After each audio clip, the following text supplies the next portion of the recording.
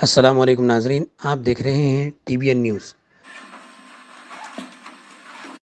Developments around Operation Sindoor. We are also joined by Colonel Sophia Qureshi and Wing Commander Vyomika Singh. With that, I hand over the floor to Foreign Secretary. Sir, over to you. Thank you Randeep. नमस्कार, good afternoon, आप सबका स्वागत है। और मैं सबसे पहले अनुरोध करूंगा कर्नल सोफिया कुरैशी से कि वो आपको आज तड़के सवेरे से हुई घटनाओं से अवगत कराएं। Colonel Qureshi. Thank you sir. नमस्कार। 8 से 9 मई 2025 की मध्य रात्रि को पाकिस्तानी सेना ने सैन्य बुनियादी ढांचे को निशाना बनाने के इरादे से पूरी पश्चिमी सेना पर भारतीय वायु क्षेत्र का कई बार उल्लंघन किया। यही नहीं बल्कि पाकिस्तानी सेना ने नियंत्रण रेखा पर भारी कैलिबर वाले हथियारों से गोलीबारी भी की।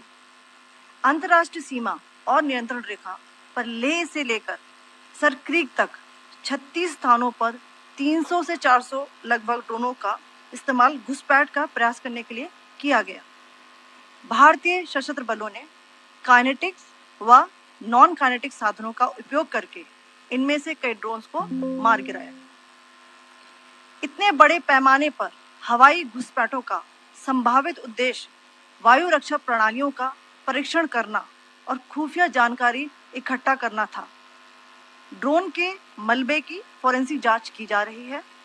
प्रारंभिक रिपोर्ट्स से पता चलता है कि वे तुर्की के असीस गार्ड सोंगर ड्रोन्स हैं। इसके उपरांत रात में पाकिस्तान के एक सशस्त्र UAV ने भटिंडा सैन्य स्टेशन को निशाना बनाने की कोशिश भी की, जिसे पकड़ा गया और उसे निष्क्रिय कर दिया गया। पाकिस्तानी हमले के जवाब में पाकिस्तान में 4 हवाई रक्षा स्थलों पर सशस्त्र ड्रोन्स लॉन्च किए गए। इनमें से एक ड्रोन AD रडार को नष्ट करने में सक्षम रहा। पाकिस्तान ने जम्मू कश्मीर के तंगधार, उरी, पुंछ, मेंढर, राजौरी, अखनूर और उधमपुर में भारी कैलिबर आर्टिलरी गन और सशस्त्र ड्रोन्स का उपयोग करके नियंत्रण रेखा के पार गोलीबारी भी की, जिसके परिणाम स्वरूप भारतीय सेना के कुछ जवान हताहत हुए और घायल हुए। भारतीय जवाबी कार्रवाई में पाकिस्तानी सेना को भी बड़ा नुकसान पहुंचाया गया। इसके अलावा पाकिस्तान का गैर जिम्मेदाराना व्यवहार फिर से सामने आया। 7 मई 2025 को रात 8:30 बजे एक असफल अकारण ड्रोन और मिसाइल हमला करने के बावजूद पाकिस्तान ने अपना नागरिक हवाई क्षेत्र बंद नहीं किया। पाकिस्तान अपने नागरिक विमानों को ढाल के रूप में इस्तेमाल कर रहा है, जबकि उसे अच्छी तरह से पता है कि भारत पर उसके हमले से हवाई रक्षा की तीव्र प्रतिक्रिया होगी।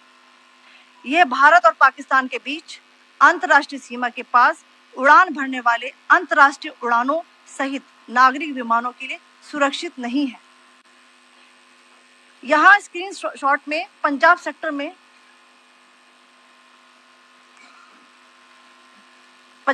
में हाई एयर डिफेंस अलर्ट स्थिति के दौरान एप्लीकेशन फ्लाइट रडार 24 का डेटा दिखाया गया है। जैसा कि आप देख रहे हैं यहाँ पर भारतीय पक्ष का हवाई क्षेत्र घोषित बंद के कारण नागरिक हवाई यातायात से पूरी तरह से रहित है। कराची और लाहौर के बीच के हवाई अड्डे मार्ग पर नागरिक एयरलाइंस उड़ान भर रही है। हाई अलर्ट किया गया है विमान फ्लाइनेस एविएशन का एयरबस 320, जैसा कि आप यहाँ देख रहे हैं, जो कि शाम को 5:50 बजे दमम से शुरू हुआ और रात को 9:10 बजे लाहौर में उतरा। ये सारा डिटेल्स आप यहाँ देख रहे हैं, ये डिटेल्स यहाँ लिखा हुआ है। Can you see this?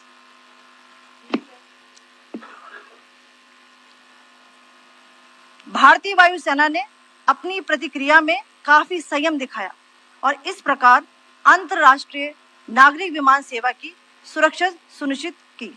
धन्यवाद। जय Hind. Sir Good afternoon to you all.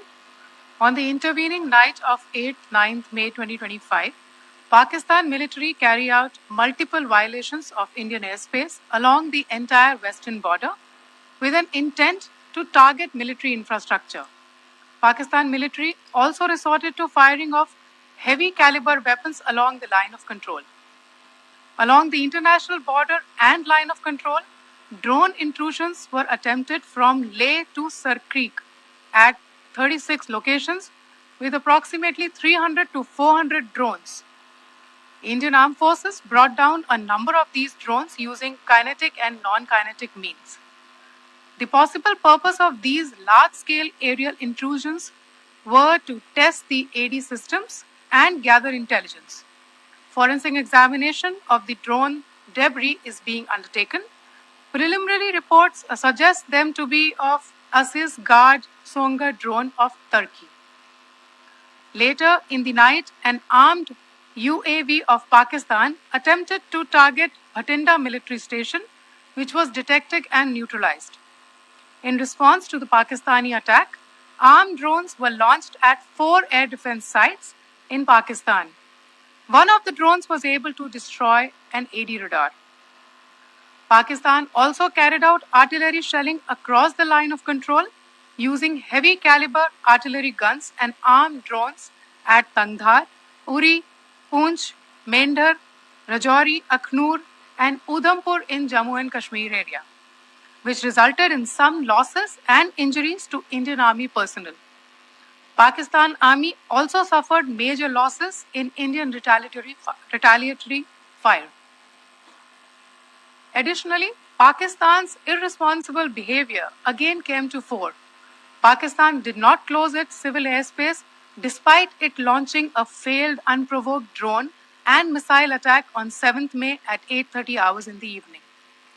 Pakistan is using civil airliners as a shield, knowing fully well that its attack on India would elicit a swift air defense response. This is not safe for the unsuspecting civil airliners, including the international flights, which were flying near IB between India and Pakistan. The screenshot we just showed and we shall share with you, it shows the data of the application Flight Radar 24 during a high air defense alert situation in the Punjab sector. As you have seen, the airspace on the Indian side is absolutely devoid of civil air traffic due to our declared closure. However, there are civil airlines flying the air route between Karachi and Lahore. Amongst the other civil aircraft that you can see, we have highlighted an aircraft which is Airbus 320 of Flynas Aviation, which was originated from Dammam at 1750 hours and landed later at Lahore at 2110 hours in the night. Indian Air Force demonstrated considerable restraint in its response, thus ensuring safety of international civil carrier.